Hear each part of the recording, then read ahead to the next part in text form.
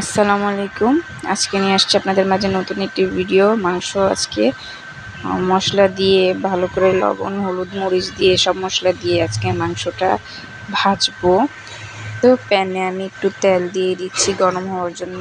তারপরে এখানে মাংসটা অবশ্য আমি থেঁতা করে নিই, পিস করে পাতলা করে পিস করে কেটে তারপরে আমি মশলা দিয়ে মাখিয়ে তারপর কিছুক্ষণ ম্যারিনেটের জন্য রেখে দিয়েছিলাম। এখন ভেজে নিচ্ছি মৃদু আছে। এতে কী হবে, মাংসটা একটু সফট হবে, সিদ্ধও হবে।